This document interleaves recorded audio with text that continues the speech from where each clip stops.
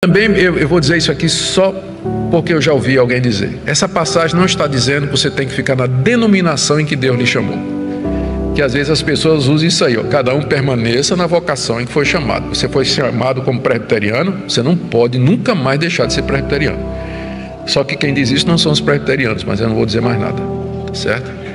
Não vou dizer mais nada. Mas já vi essa passagem ser usada assim. Queridos, vamos abrir a palavra de Deus na primeira carta de Paulo aos Coríntios, capítulo 7. Nós vamos do verso 17 até o verso 24.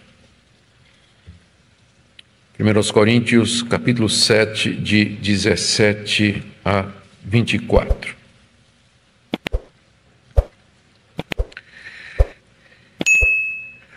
Ouçamos a leitura da palavra de Deus.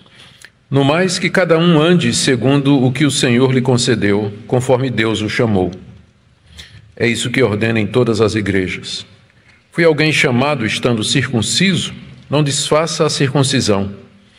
Foi alguém chamado estando incircunciso? Não se faça circuncidar.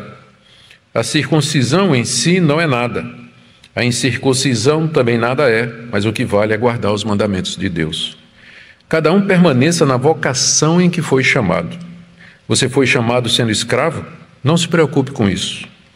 Mas se você ainda pode tornar-se livre, aproveite a oportunidade. Pois quem foi chamado no Senhor, sendo escravo, é liberto, que pertence ao Senhor. Do mesmo modo, quem foi chamado, sendo livre, é escravo de Cristo. Vocês foram comprados por preço. Não se tornem escravos de homens. Irmãos, cada um permaneça diante de Deus na condição em que foi chamado. A lição óbvia do texto é que ninguém se torna crente a não ser se for chamado. Não é isso?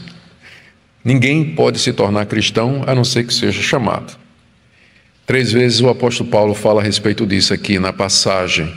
Ele fala do chamado de Deus, do chamamento eficaz, da vocação de Deus para aqueles que são seus. Chamado que a gente resiste por um tempo, mas no momento de Deus, livremente, de espontânea vontade, nós nos achegamos a Cristo atendendo a esse chamado, a esse convite que Deus nos faz. Pai querido, nós queremos aprender mais da Tua Palavra, especialmente a respeito desse ensino de Paulo que nós devemos permanecer na condição em que o Senhor nos chamou.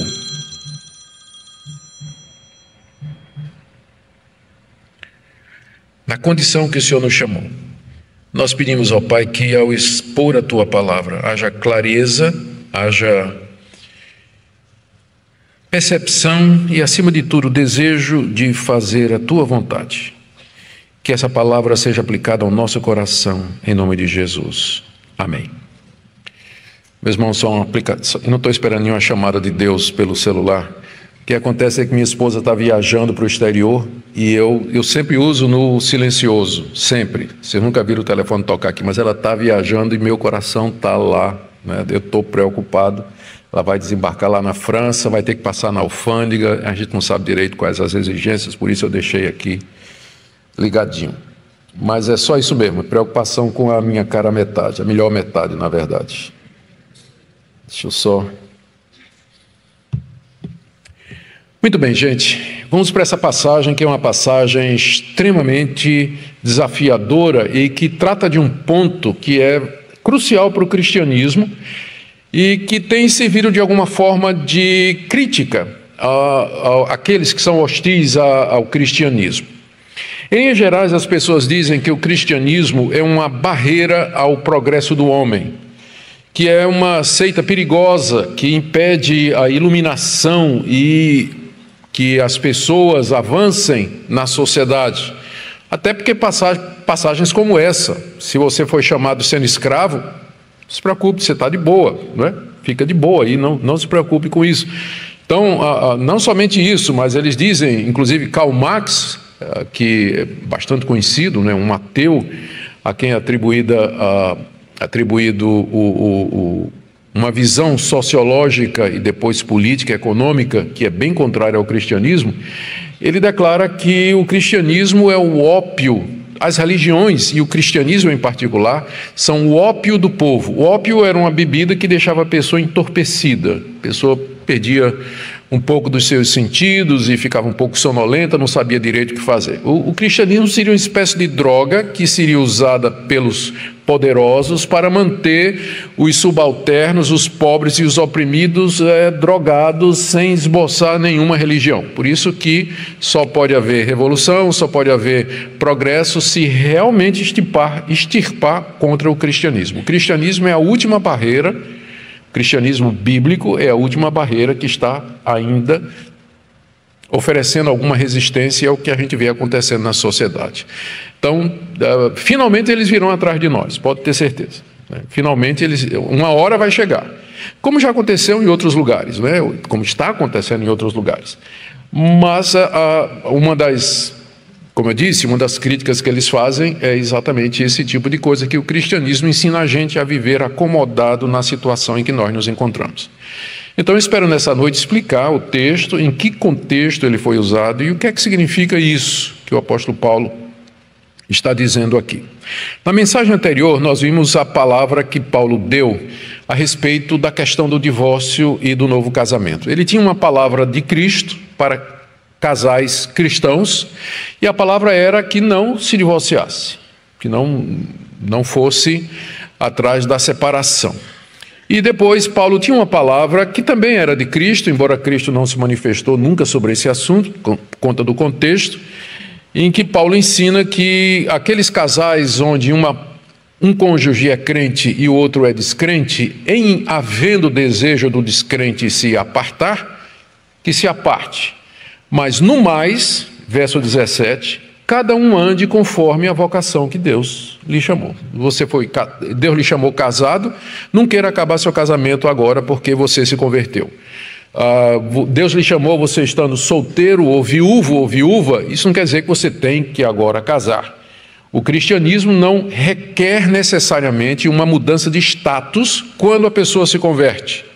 E aqui eu estou falando de status social, marital, civil, econômico, financeiro, racial. Não estou falando de outras mudanças que são óbvias que têm que acontecer. Mas eu me refiro à condição na vida. Em outras palavras, nós podemos servir a Deus qualquer que seja o status e a condição em que nós nos encontramos. O cristianismo tem esse poder de acomodação ou adaptação a diferentes culturas, diferentes sociedades. Pessoas podem servir a Deus exatamente onde elas estão, na condição em que elas se encontram, na vocação em que Deus chamou. Solteira, casada, viúva, escravo, livre, judeu, gentil, rico, pobre, inteligente, não tanto, educado, sem muita condição de ter obtido uma educação. Então, esse é o grande poder do cristianismo. É isso que torna o cristianismo a maior religião do mundo, por assim dizer. Está presente em praticamente todos os países, embora que em alguns seja bastante reprimido. Mas é exatamente esse poder de adaptação do cristianismo que o faz a maior de todas as religiões mundiais. Mantendo um centro, que é o mesmo, ele consegue se adaptar a essas diversas situações. Vamos então ver aqui nessa noite esse princípio geral, que o chamado de Deus não anula necessariamente o status em que nós estávamos quando fomos chamados. Depois nós vamos ver duas aplicações, uma a questão da nacionalidade e etnia e a outra com relação ao status social. E depois faremos algumas aplicações. E na próxima segunda, veremos esse princípio aplicado à questão do casado e do solteiro e da viúva, mais uma vez, que é assim que Paulo termina o capítulo 7. Então vamos lá. O princípio é esse, que o chamado de Deus não altera a vocação, a minha vocação na vida, ou a maneira que eu vivia quando era chamado. Eu já citei aqui, já comecei a explicar, que o chamado de Deus é aquele chamado que Ele faz ao nosso coração de maneira eficaz através do ministério da palavra no poder do Espírito Santo. Há um chamado de Deus que é geral para toda a humanidade. O próprio Cristo mandou que os seus discípulos pregassem o Evangelho a toda criatura.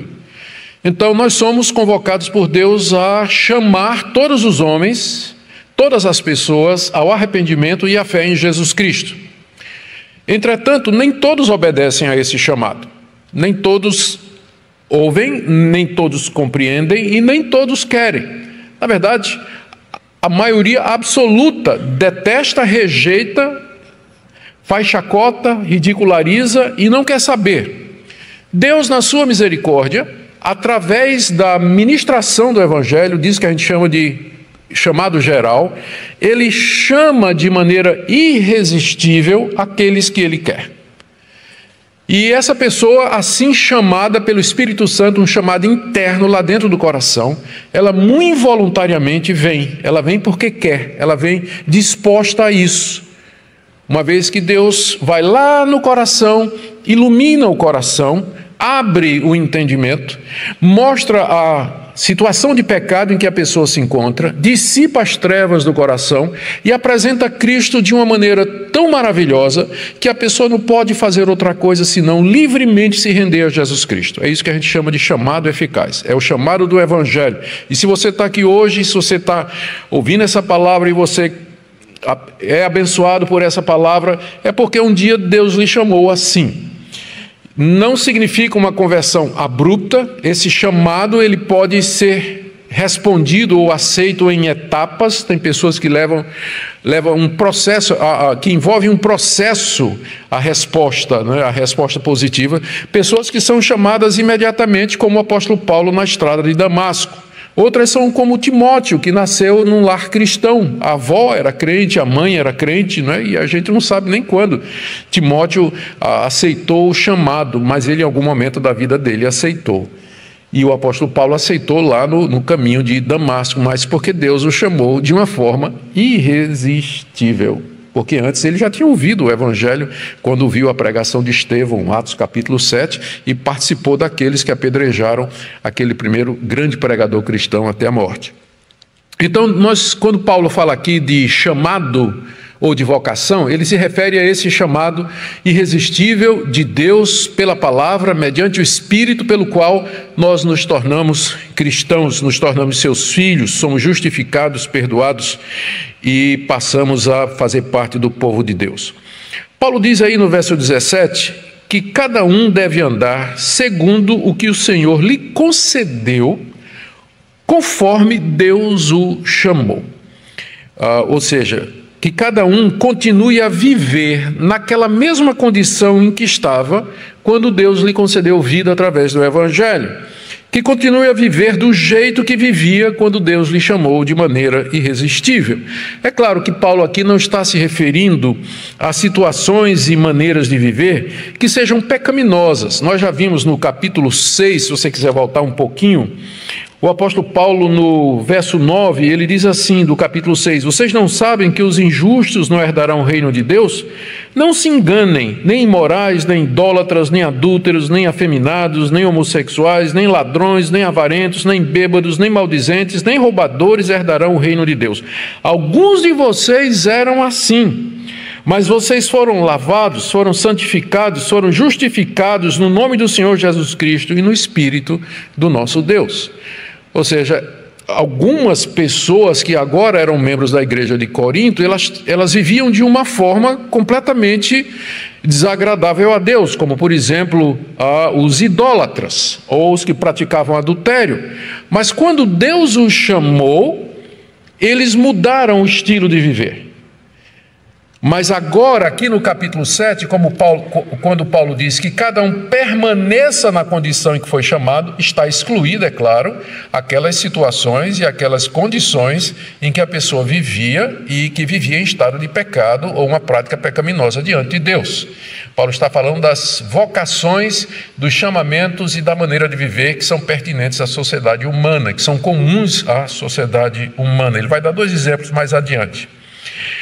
Paulo, então, aqui, quando ele fala cada um permaneça do jeito que Deus o chamou, ele se refere ao status civil, social, financeiro, étnico.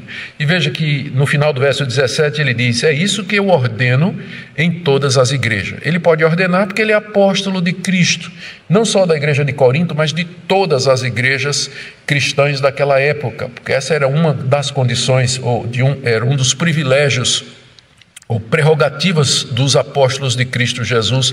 Eles tinham autoridade sobre a igreja toda. Todas as igrejas estavam debaixo da autoridade dos apóstolos de Jesus Cristo. Paulo diz aqui que ele ordena isso em todas as igrejas, como que para dizer aos coríntios, vocês não vão ser exceção.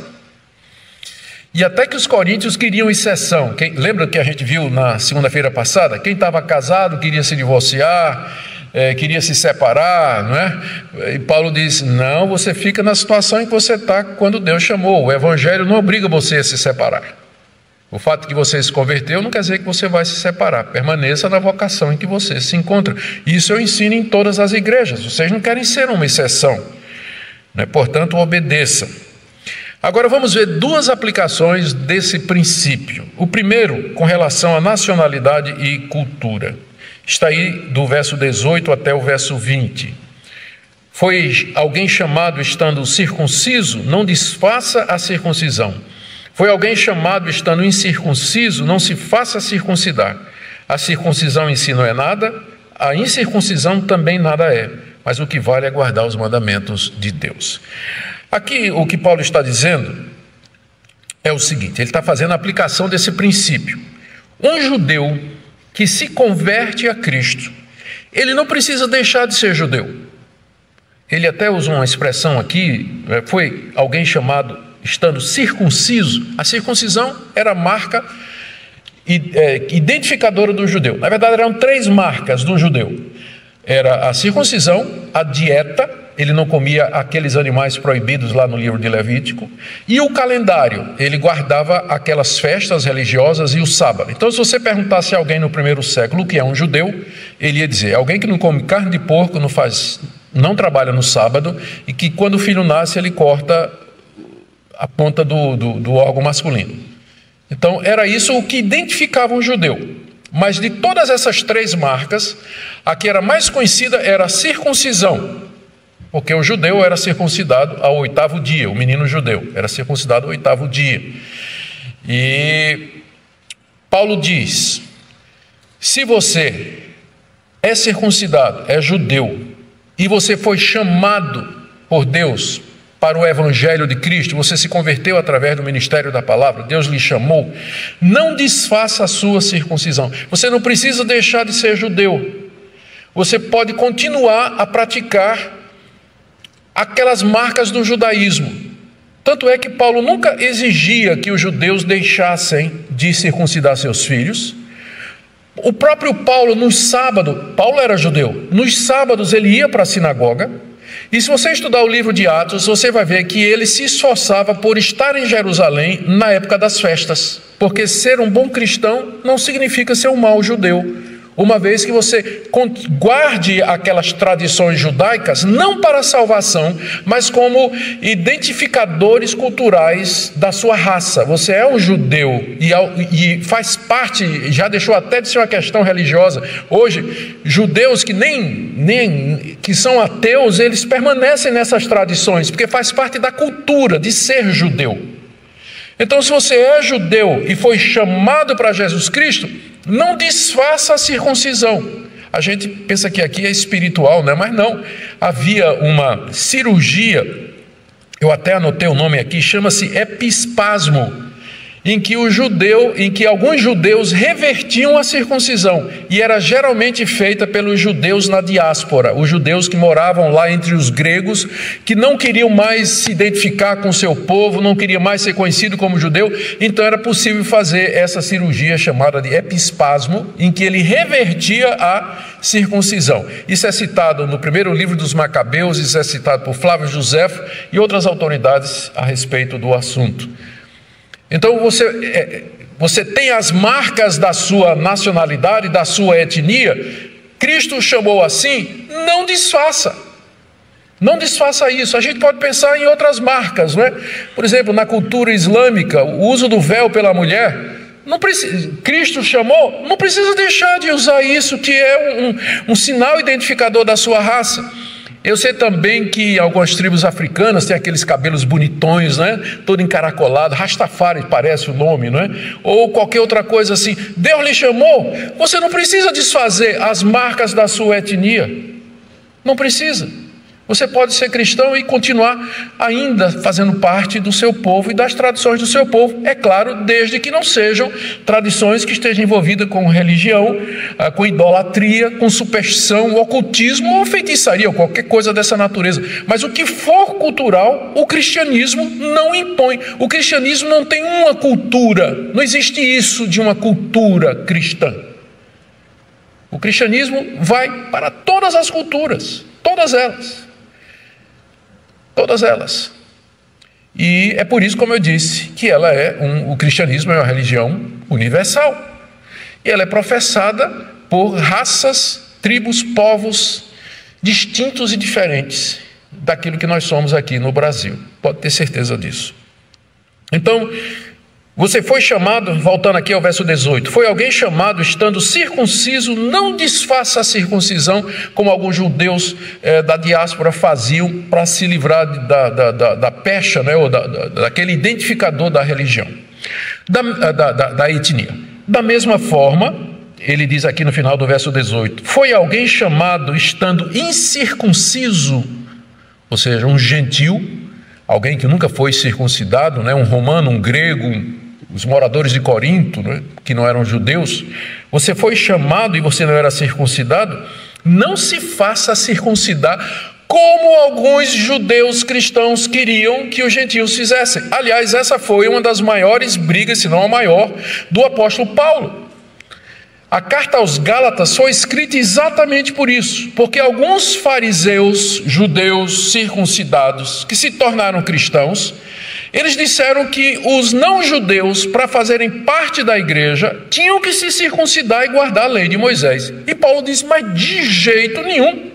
A salvação não é pela circuncisão, não é pela lei de Moisés, é pela fé em Cristo Jesus. Nós não temos que impor a quem não é judeu alguma coisa que é exclusivamente distinta do povo judeu, que era o símbolo da aliança de Deus com Abraão.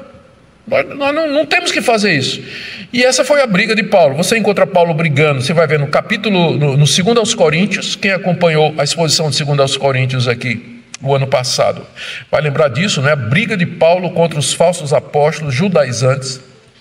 Na 2 aos Coríntios, capítulo 3, você já vê o apóstolo Paulo tratando disso aí. Paulo trata disso em toda a carta aos Gálatas. Aliás, a carta aos Gálatas foi escrita exatamente por isso, porque o pessoal queria, falsos mestres tinham entrado na região da Galácia, que Paulo tinha evangelizado, e estavam dizendo que os irmãos tinham que se circuncidar.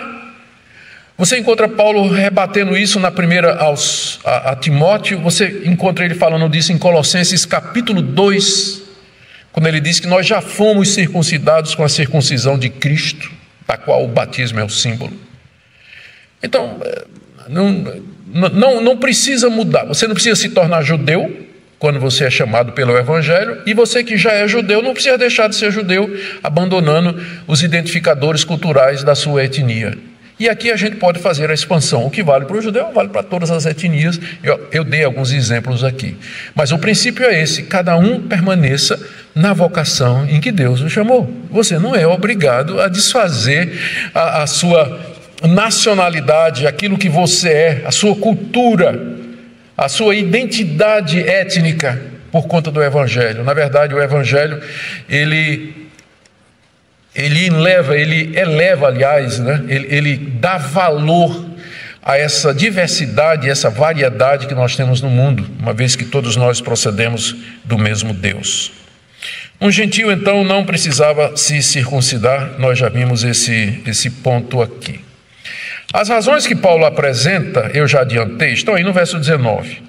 Ele diz que a circuncisão em si não é nada, a incircuncisão também não é nada. Ou seja, não faz diferença. A circuncisão não salva, a incircuncisão também não salva.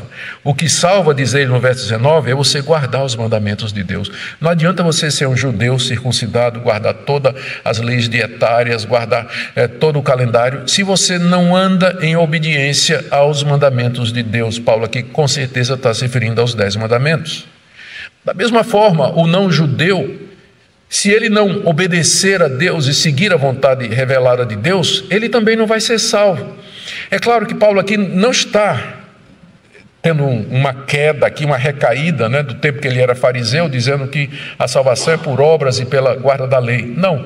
Toda vez que Paulo fala de que a obediência salva, ele se refere à obediência que procede da fé.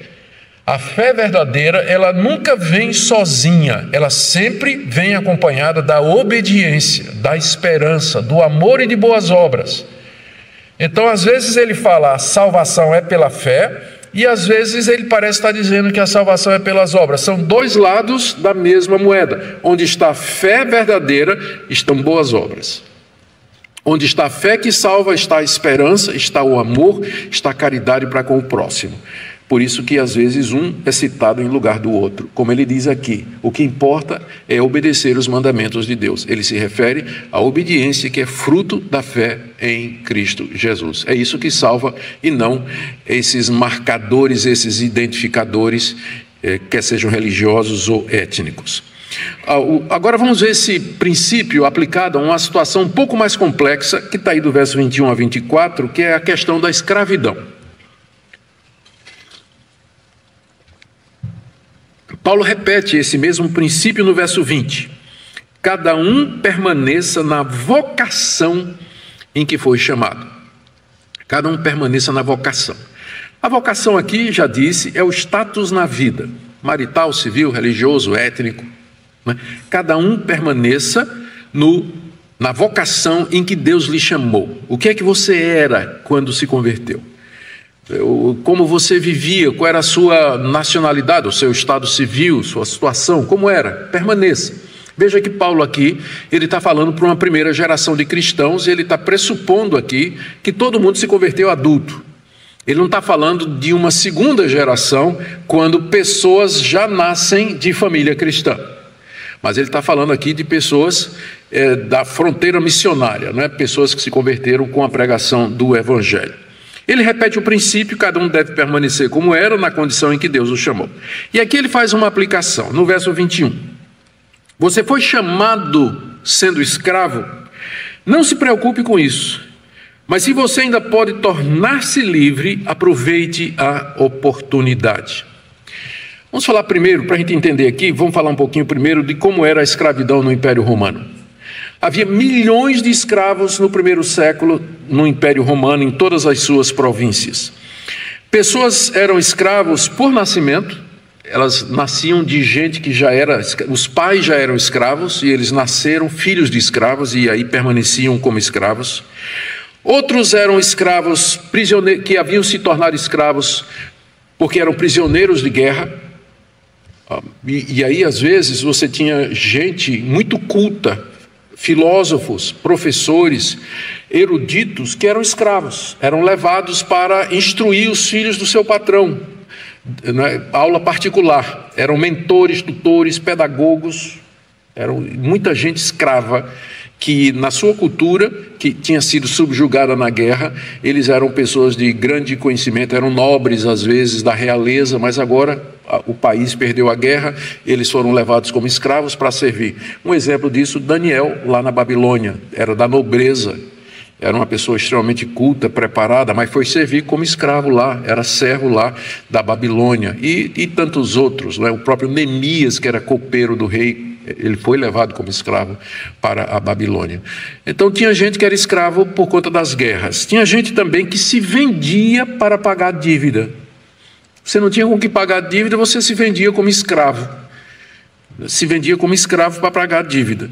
Outros eram sequestrados, era comum isso. Pessoas eram sequestradas, crianças eram sequestradas e aí eram vendidas como escravos. Acontecia isso aí. Esse era o sistema que havia naquela época. Havia pouca contestação, apenas algumas vozes se levantavam contra aquele sistema na época. Havia alguns patrões que eram bons, generosos, que depois de um tempo libertavam os escravos, a ponto de que alguns escravos não queriam sair, ficavam na casa do seu patrão. Esse sistema de escravidão também era conhecido dos judeus, embora no Antigo Testamento a escravidão tenha recebido uma amenizada muito grande, era bastante diferente do sistema de escravidão do Império Romano. A lei de Moisés tratava os escravos com dignidade, inclusive permitindo a mulher escrava, o filho da mulher escrava tinha tanto direito como da mulher do seu patrão. Tinha tanto direito, e na hora de dividir a herança, de repartir os bens, o filho da escrava herdava junto com o filho da mulher legítima, e havia outros benefícios assim. De qualquer forma, sim, e aqui é importante dizer que muitos escravos se tornaram cristãos no século I. Muitos escravos se tornaram cristãos no século I. Aliás, a igreja no século I era composta, na sua grande parte, de escravos, órfãos, viúvas, pequenos comerciantes, soldados, o pessoal da classe mais baixa da sociedade.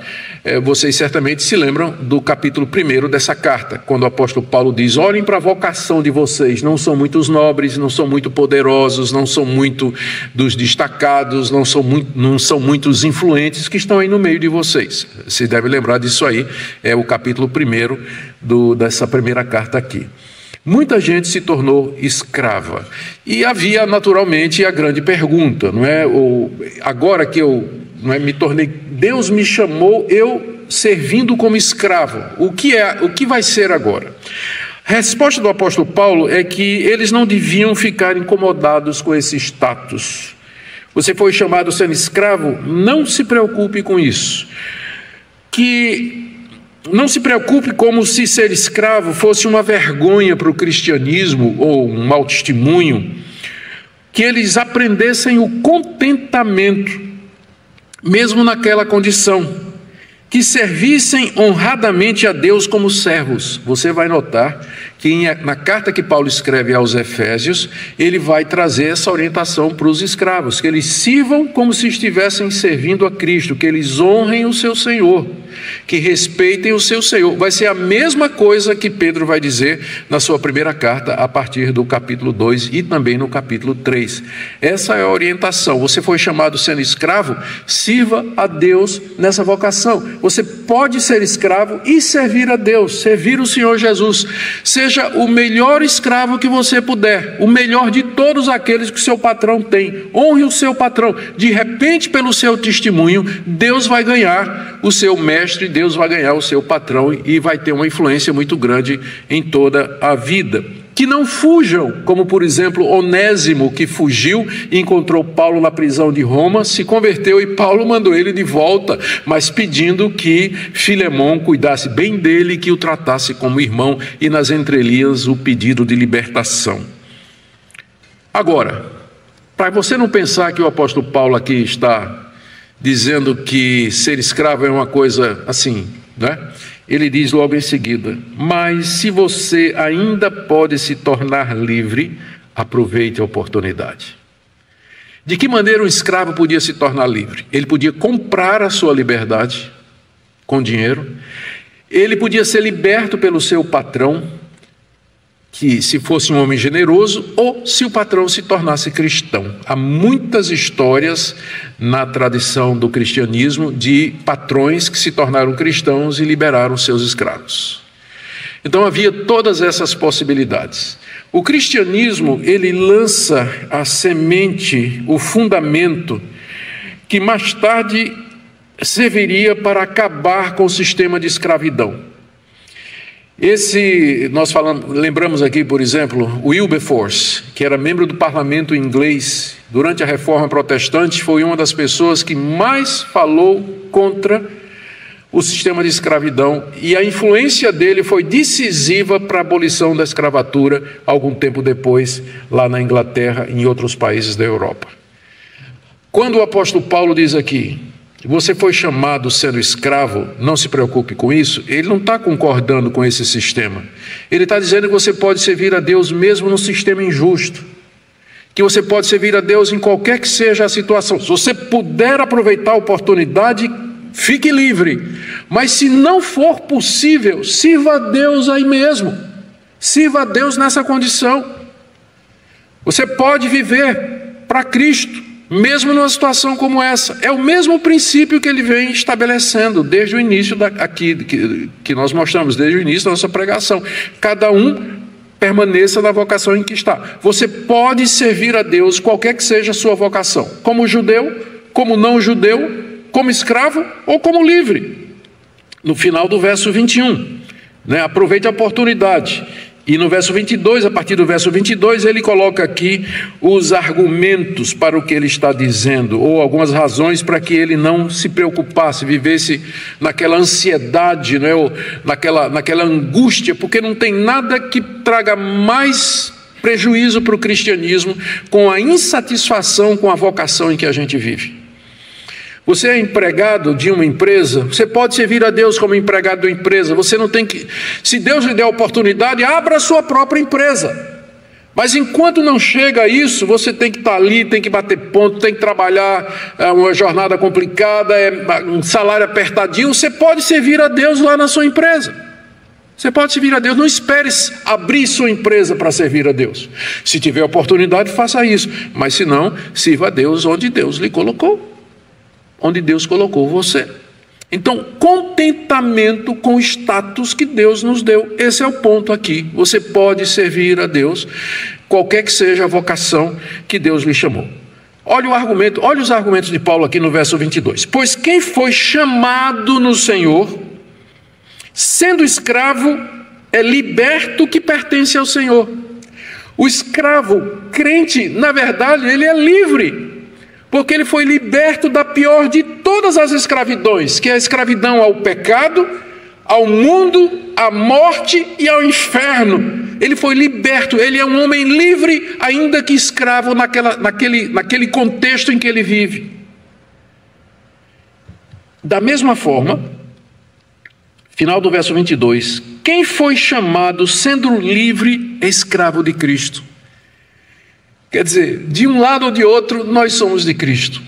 Ou livres em Cristo, ou escravos em Cristo, que é a mesma coisa. Eu sou livre em Cristo, ou seja, ainda que eu externamente estou debaixo da autoridade, da posse, sou a posse de alguém, mas eu sou livre em Cristo Jesus. No final eu pertenço a Jesus Cristo. Ele haverá de me libertar de todo jugo. E finalmente Ele haverá de me introduzir na liberdade plena. Eu sou um homem livre, mas isso significa que eu posso fazer o que eu quero? Não, porque eu sou escravo de Cristo. Eu vivo para fazer a vontade dEle. Eu vivo para servir a Ele. O ponto é esse.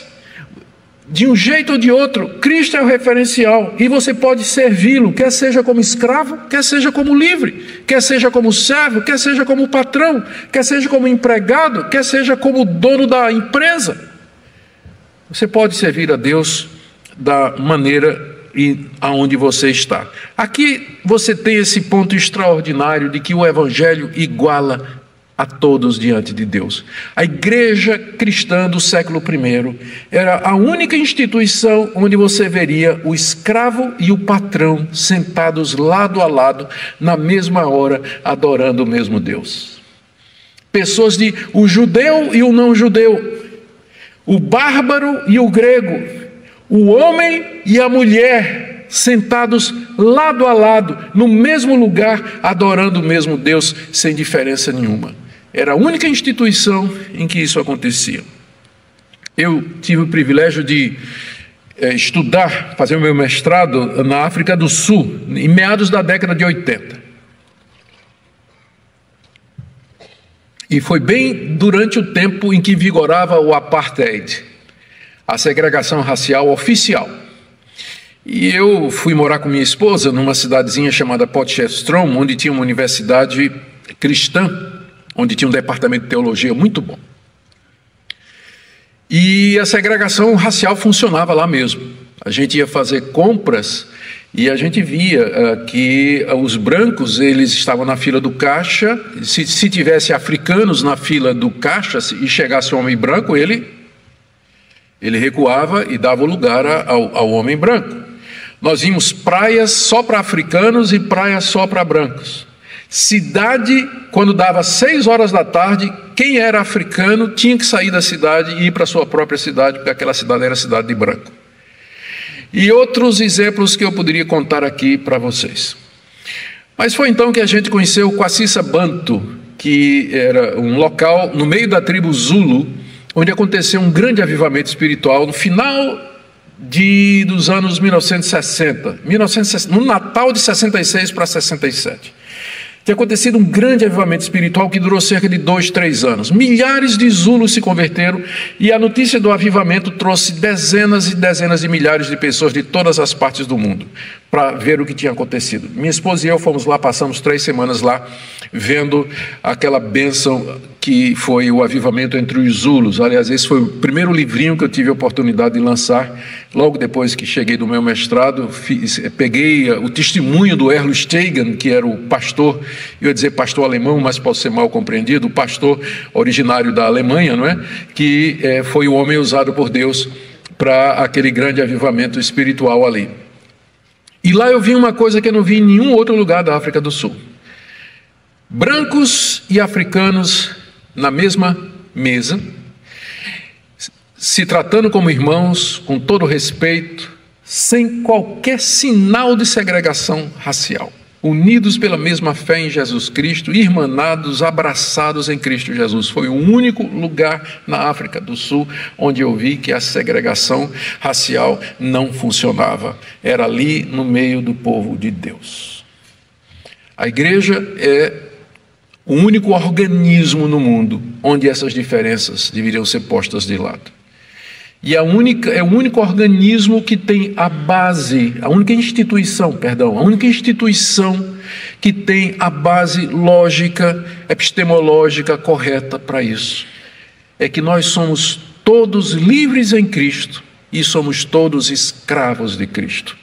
Não importa judeu, não judeu, escravo ou livre, homem, mulher, culto, deseducado, rico, pobre, nós servimos a Deus na vocação em que Deus nos chamou.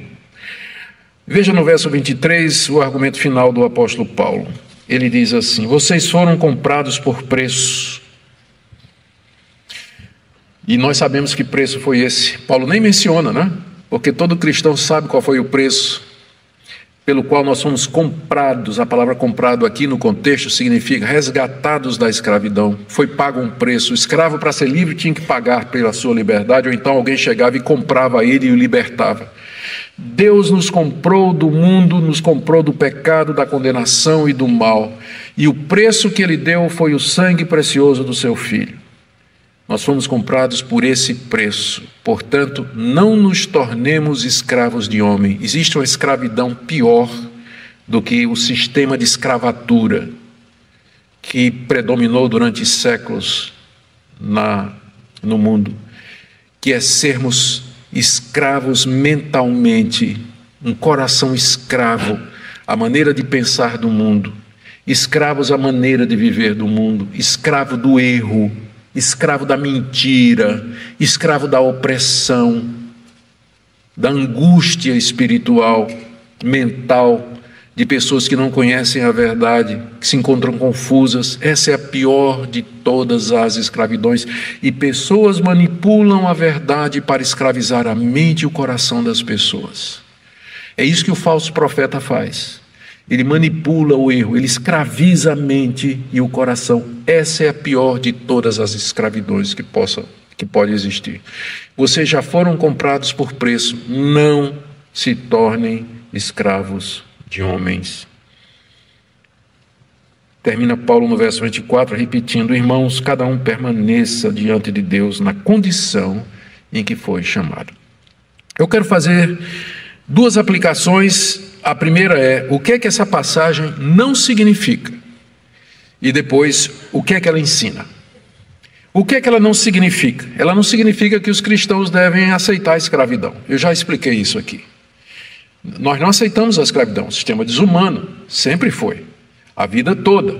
Entretanto, em algumas situações, como aquela do Império Romano, era inevitável, não tinha como fugir. Então o que é que o cristão ia fazer? Revoltado contra Deus? Ou não tinha nem voz nem vez, não podia nem reclamar no Twitter, porque não tinha Twitter, né? Óbvio, naquela época, não tinha o que fazer. Solução, contentamento e aproveitar uma oportunidade que Deus desse para ficar livre. Servir a Deus na situação em que estava. Então o cristianismo nunca defendeu escravidão. Quem diz isso não conhece nem teologia, muito menos a Bíblia, e não conhece a história. Segunda coisa que essa passagem não está ensinando, que os cristãos não devem se esforçar para crescer na vida. O cristianismo não é ópio do povo. O cristianismo, na verdade, traz esperança, traz alento. O cristianismo está por detrás do progresso e do crescimento das maiores nações, das maiores potências que existem hoje. É claro que depois de séculos de influência do cristianismo, abandonaram o verdadeiro cristianismo e hoje debandaram para outro tipo de coisa. Mas o cristianismo está por detrás do nascimento da cultura do Ocidente. As instituições como universidades, hospitais, escolas, tudo isso está por detrás, as liberdades civis fundamentais, tudo isso nós devemos à influência do cristianismo. Portanto, erra quem diz que o cristianismo é um empecilho ao desenvolvimento e ao crescimento. Essa passagem não está dizendo que se você foi chamado ganhando um salário mínimo, que você deve ficar aí até o resto da sua vida. Não. Se qualifique, trabalhe, estude, faça, aproveite a oportunidade que tiver, cresça, ganhe bastante, não esqueça de dar o dízimo, progrida, né, na vida. Mas se você não puder e não tiver chance, sirva a Deus com seu salário mínimo. Você pode servir a Deus na condição em que você se encontra. Também eu vou dizer isso aqui só porque eu já ouvi alguém dizer. Essa passagem não está dizendo que você tem que ficar na denominação em que Deus lhe chamou. Que às vezes as pessoas usam isso aí, ó, cada um permaneça na vocação em que foi chamado. Você foi chamado como presbiteriano, você não pode nunca mais deixar de ser presbiteriano. Só que quem diz isso não são os presbiterianos, mas eu não vou dizer mais nada, tá certo? Não vou dizer mais nada. Mas já vi essa passagem ser usada assim. Bom, não é isso que ela está dizendo, certamente que não. O que é que essa passagem ensina? Presta atenção agora. Ela ensina que a conversão não nos obriga necessariamente a alterar o chamado na vida, a não ser que eu viva numa situação ilícita. Todas as demais situações, em todas elas podemos servir a Deus. Segunda coisa que essa passagem ensina, que Deus chama diferentes pessoas em diferentes situações e condições para serem parte do seu povo e para servi-lo. A igreja é local de diversidade social, cultural, racial e financeira. Nós deveríamos nos respeitar e nos acolher em Cristo Jesus, sem preconceito para com raça e condição financeira ou social. Terceiro, essa passagem nos ensina que a fé em Cristo nos capacita a servir a Deus em toda e qualquer situação em que nós nos encontramos. Não existe nenhuma situação lícita em que você não possa servir a Deus. Quarto, lembremos aqui o ensino da Reforma Protestante, conhecido como o sacerdócio universal dos santos. Que doutrina era essa? Para entendê-la, lembrar o que aconteceu na Idade Média. Surgiu o conceito de sagrado e profano, clérigo e leigo, o sacerdote e o povo. A ideia de que ser um padre, um monge, era uma vocação superior às demais. Por quê? Porque o padre era aquela pessoa especial que, através das palavras ditas na ceia, na missa, transformava o pão e o cálice no corpo e no sangue de Cristo. Então, ele era uma pessoa especial, era uma pessoa distinta. Havia essa separação entre clérigo e leigo. Os reformadores acabaram com isso, eles disseram: todo crente é um sacerdote. Serve a Deus aonde Deus o chamar. E com isso dignificou o trabalho. Você pode, seu trabalho de dona de casa, de motorista de Uber, de médico, é tão espiritual quanto o meu de pastor e pregador do Evangelho. É espiritual do mesmo jeito, não tem distinção. Deus chama um para uma função, outro para outro. E aqui tem uma lição que eu quero trazer. Você não precisa ser pastor, missionário e obreiro para servir a Deus.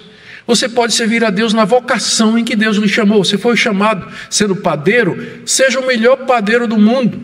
Deus lhe chamou como sendo motorista de táxi, seja o melhor motorista do mundo. Se for de ônibus, se puder melhorar um pouquinho, agradeço, né? Se você for motorista de ônibus, né? Quando se converte, né? Dirija um pouquinho melhor, né? Respeite os carrinhos menores, né? E as motocicletas também. Então você pode servir a Deus em qualquer vocação. Você não tem que ser pastor, pregador, missionário, obreiro ou obreira. Não precisa. Cada um pode servir a Deus na vocação em que Deus o chamou, a não ser que Deus o chame especificamente para esse tipo de coisa. E eu quero então encorajar vocês terminando aqui, quero encorajar vocês a refletir sobre o que vocês ouviram aqui. Agradecer a Deus as circunstâncias e a condição em que você está. Eu sei que às vezes você pode estar aí dizendo, meu Deus, isso aqui não pode ser para mim, né? É porque o pastor não tem ideia da situação em que eu me encontro. Eu não sei, mas Deus sabe. E essa palavra está aqui, não fui eu que inventei. 3 vezes na passagem, Paulo diz a mesma coisa. Cada um permaneça. Ele está faltando a palavra contente aqui, né? Cada um permaneça contente na vocação em que Deus lhe chamou. Se você puder mudar, mude.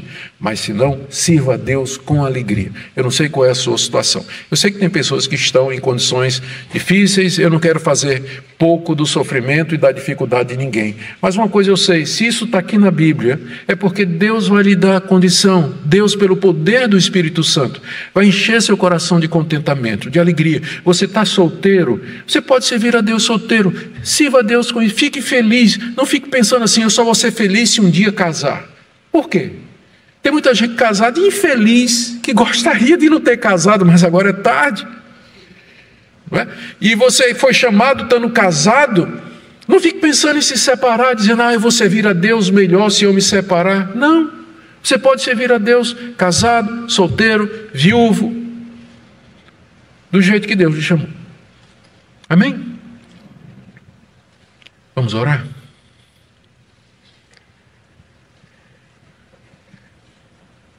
Senhor, nós confiamos na Tua promessa. Essa palavra foi lançada com base nessa promessa, de que o Senhor vai testificar dela nos corações. Eu quero orar por aqueles, ó Deus, que estão em situações e condições e vocações difíceis, angustiantes, talvez um emprego complicado, um subemprego, um desemprego, talvez um relacionamento difícil com o marido, com a esposa, talvez sofrendo preconceito racial, onde quer que se encontre, o bullying na escola, na universidade. O Senhor nos mostra de que maneira nós podemos florescer aonde o Senhor nos plantou, onde nós podemos dar fruto, onde o Senhor nos instalou, para que nós possamos te servir não somente quando as coisas estão boas e bem, e que tudo corre a nosso contento, mas a te servir em toda e qualquer situação. Obrigado pela tua palavra. Enche-nos de alegria em te servir. Em nome de Jesus. Amém. Queridos, nós teremos agora o período de perguntas e respostas. Antes disso, deixe-me dar alguns avisos. Na próxima segunda nós estaremos aqui, pela misericórdia de Deus. E também uma coisa, nós não incentivamos ninguém, aliás, acabei de pregar, não é que ninguém saia da sua denominação, né? Nós não incentivamos ninguém para isso, mas sempre chegam algumas pessoas perguntando de que maneira elas gostariam de servir a Deus aqui, conosco. A gente não encoraja, a gente não tira ninguém da sua igreja. Vários de vocês já fizeram pergunta, mas o que é que faz? Estou numa igreja que eu não estou me sentindo bem. Fique, só sai quando botar você para fora. Mas às vezes as pessoas sentem desejo, querem participar. Pastor Cláudio está começando uma classe, Fundamentos da Fé, não é isso, pastor? E essa classe é uma classe que a gente sempre faz com novos membros. Os nossos filhos, quando eles vão professar sua fé, se tornar membros da igreja, eles têm que fazer essa classe. Então, os interessados, pastor Cláudio vai começar uma classe, na secretaria, não é isso, pastor? É só ligar para a secretaria da igreja e lá você vai ter mais informações, aqueles que tiverem interesse. E, no mais, somos irmãos em Cristo Jesus, amamos vocês, não há nenhuma pressão, a gente faz parte da ética da igreja presbiteriana não pescar no aquário dos outros. A gente não pesca no aquário dos outros, a gente prega o evangelho, só isso, certo? Antes das perguntas. Nossa livraria deu uma renovada boa no estoque. Olha aqui, ó. A Guerra dos Espetáculos, o cristão na era da mídia. Ó, saber como usar aqui o seu Facebook. Já ouviu falar do Clubhouse? Já é uma nova. E tu pensava que estava em cima com o Instagram, não é? Nada. Já Tinder, nem pensar. Certo? Mas já tem um outro que é o tal do Clubhouse, né? Então tá aqui.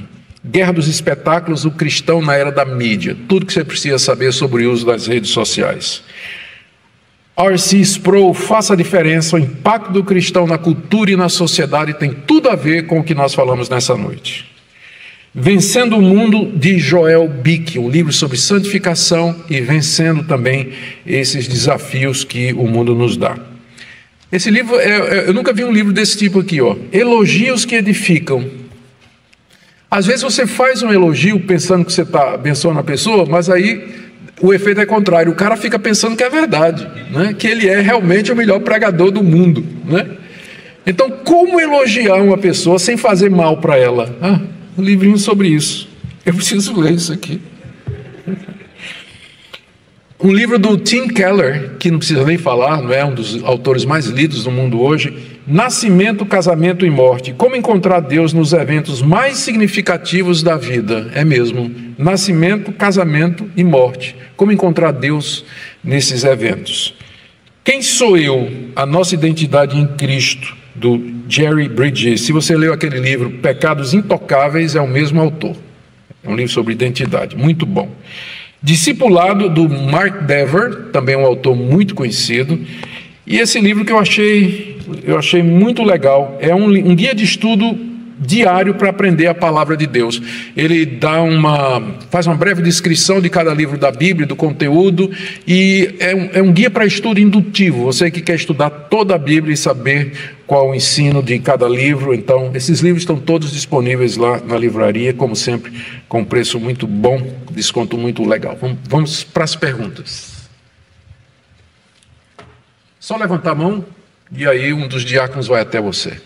Já tem aqui. Tem alguém lá atrás? Pronto. Mais alguém? Depois já vai levantando a mão aqui, ó. Tem uma pergunta aqui.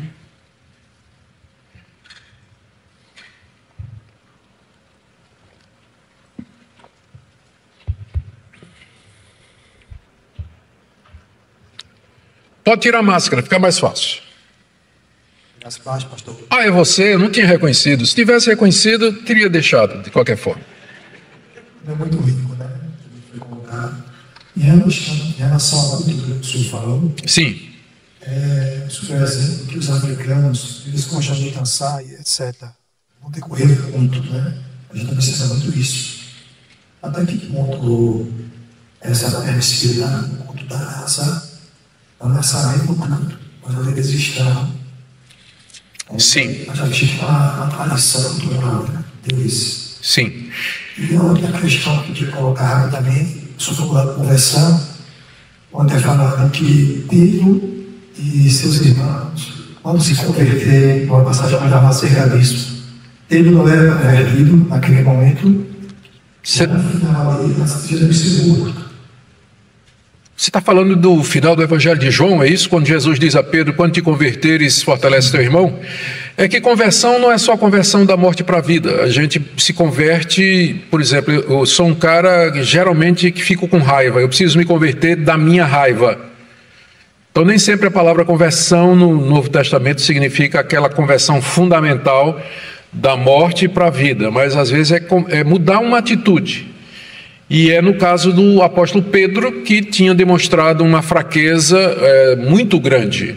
Então ele tinha que se converter daquele temor dos homens. Pedro tinha que se converter daquilo ali, para se tornar aquele apóstolo que ele se tornou lá em Atos capítulo 2, no dia de Pentecostes, que encarou os judeus e disse: vocês mataram Jesus Cristo. Ali ele está convertido, né? Se converteu do temor humano. Ali ele não tinha mais temor humano nenhum. Culturas, elas são influenciadas pelo pecado, e nem tudo que é cultural cabe no culto.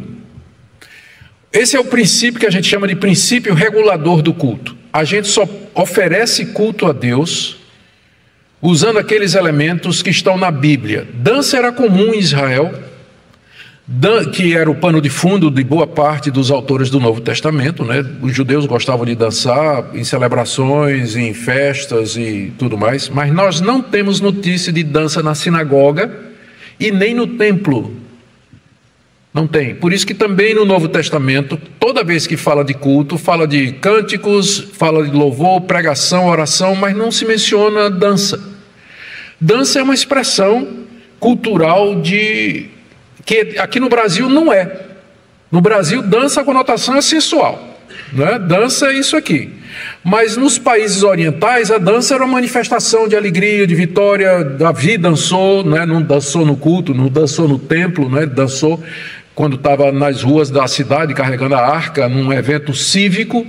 Miriam dançou também num momento de alegria, de libertação na travessia do Mar Vermelho. Nenhum desses momentos era um momento de culto. O culto era feito no templo, depois na sinagoga. E não há notícia nenhuma de coreografia, né, dança e nada, não tinha. Então o princípio que a gente coloca é esse aqui. Então, numa cultura africana, onde os africanos gostam de dançar e tudo mais, eu faria um culto de acordo com o padrão bíblico e no sábado chamava para uma festa.